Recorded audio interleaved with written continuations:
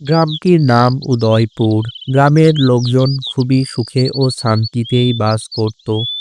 একদিন একটি ডাইনি এসে জুটল পাশের জঙ্গলে।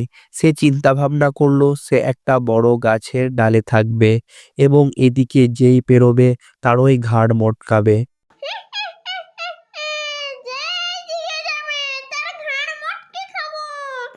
এদিকে গ্রামের পোস্টমাস্টার মশাইয়ের বাড়ি ফিরতে সন্ধ্যা হয়ে যায়।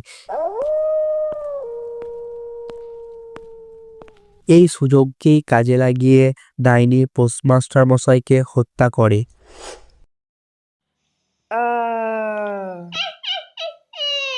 আমি এক এক করে সব গ্রামবাসীদের খেয়ে ফেলবো। এই যে ভাই, কালকে পোস্টমাস্টার মশাইয়ের মৃত্যুর খবরটা শুনলে?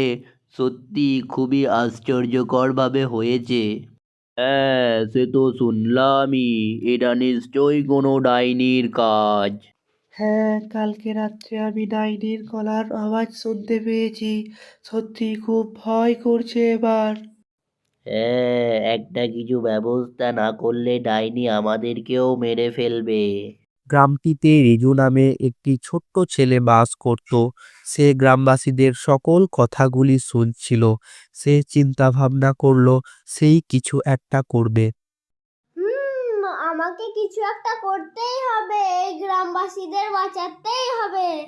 এবং সে তার মায়ের কাছে পরামর্শ নিতে যায়।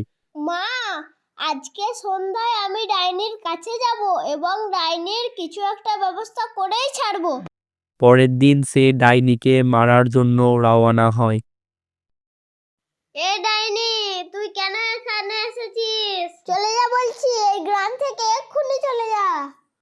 আমি তো যাবই না, উল্টে তোকেই শেষ করে দেব। আমার কাছ থেকে চলে যা বলছি। তুই যদি না যাস তাহলে এই আগুন দিয়ে তোকে এক্ষুনি মেরে ফেলবো। নেমে আয় বলছি। না, আমাকে মারবেন না, আমি কখনো আসবো না, চলে যাচ্ছি। যা, চলে যা, আর যেন এই গ্রামে তোকে না দেখতে পাই। এবার যদি দেখতে পাই পুড়িয়ে শেষ করে ফেলবো। না না, আমাকে ক্ষমা করে দাও, আমি চলে যাচ্ছি। গ্রামটি ডাইনির হাত থেকে মুক্তি পায় ও সকলেই আনন্দ করে এবং ছেলেটিকে বাহাদুর বলে ঘোষণা করে।